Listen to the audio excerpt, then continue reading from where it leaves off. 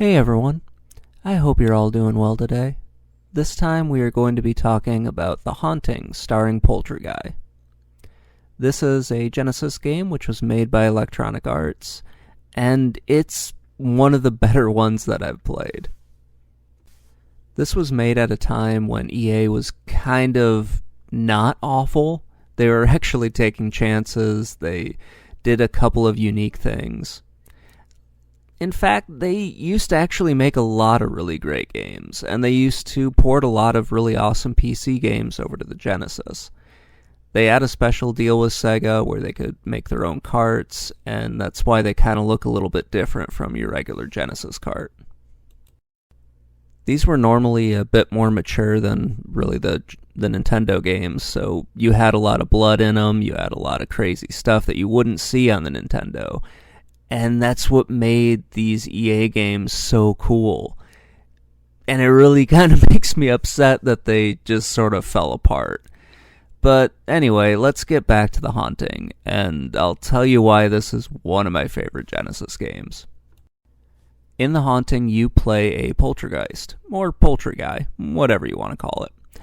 And your goal is to scare the hell out of the Sardini family because, well, Vito, the dad, he basically is a sleazeball, and he, from what the story says, basically made a bunch of defective skateboards, and that's why you're dead. So, fun! Anyway, a lot of the scares are really awesome, as you can see, and some of them are a little lame, but for the most part, they're pretty cool.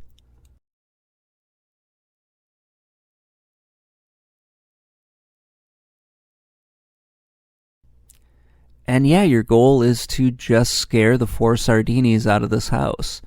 You've got a lot of options to do this. Every time you come up to an object, it'll either flash blue, green, or yellow. And those will allow like different scares to take place.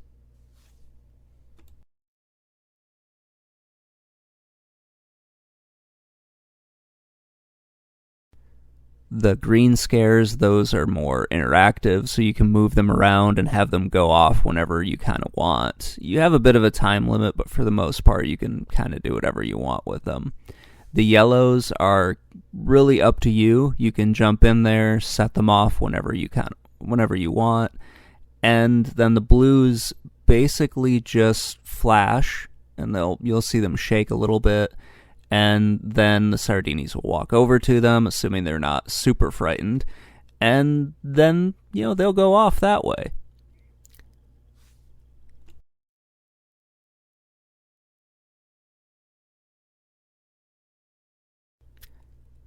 After you scare the Sardinis, they basically drop ectoplasm. I was trying to find a nice way of saying it. But they drop a bunch of green blobs, which are ectoplasm. And you need that to keep PoltryGuy alive, or at least in the material world, I'm guessing.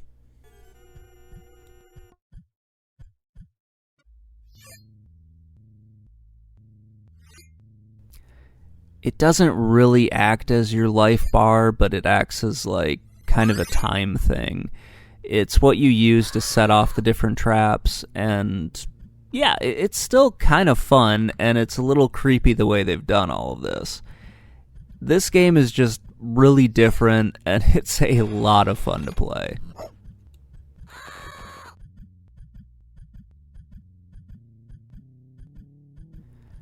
Oh, and you have their stupid dog. I shouldn't say that. The dog's probably really smart and generally wants the family to not get scared out of the house. But the dog is really the only antagonist in this game. It kind of calms the family down when it's in the room. It barks at you to alert the family that you're there. And it ends up being the final boss in the game, if you're good enough to get to the final boss. I am not that great at this game. I usually just kind of suck at it.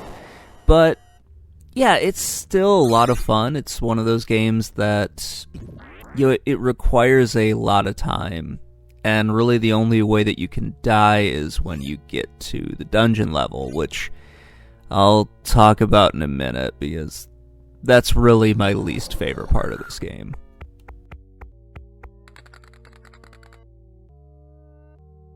The graphics in this game are great, the soundtrack is kind of cool, the different animations for the Sardinis when you scare them is always fun. They'll piss their pants, their heads will explode when in fright, their clothes will fall off. It's really hilarious and very cartoony to watch.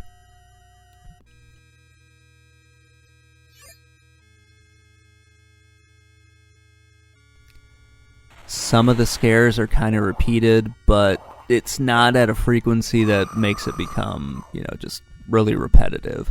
A lot of the other ones are really cool to see. They got really creative with a lot of this stuff, and it works out really well in the context of the game.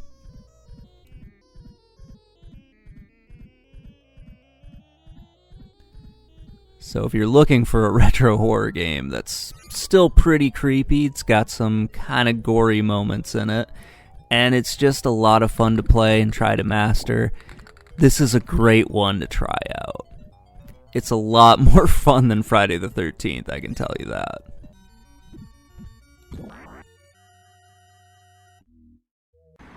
So yeah, getting back to that ectoplasm thing. Eventually that meter runs out, and you end up getting transported to a dungeon. I'll talk about the dungeon in just a second. I like it, but I hate the controls in it, and I don't really like the controls too much in the game. It feels a little weird. We'll get to that in just 1 second here. So anyway, you go to this dungeon, and you have to collect all of the ectoplasm. Much like when you scare the Sardinis, it drops ectoplasm. Same thing happens here, only it's kind of raining. The controls in this feel like you are kind of floating around a lot. So when you're moving him around, he gathers up momentum really quickly and just sort of floats everywhere. I'm guessing how it would feel if you were actually trying to get a ghost to move around. So in that case, great. The jump is a little annoying just because, how can I describe this? So it jumps forward and he does his little like a somersault in the air. And if you're too close to the ledge, you just bounce off the ledge, which can be a little bit annoying. Or if you like that one where I jumped and I went down too far, it just kind of feels like, well, I should just be able to jump this ledge, but that would probably make it too easy to play. You get the same effect when you're in the house as well, but it really pisses me off when I'm here. And yeah, I get hit a lot because I'm just not very good at this. And then you end up, how can I say? So you end up with your life bar, and that's just the picture PoltryGuy down in the bottom left. And when that thing is gone, then you end up dying. And there are no continues in the game. You only have one life to do all of this.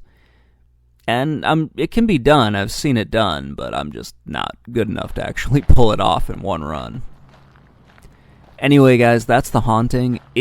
Despite the flaws that it has, I think it's really a great game. It's probably one of my favorite scary games in just the Genesis, Super Nintendo, Nintendo era. Anyway, let me know what you think in the comments below, and have a great day, everyone.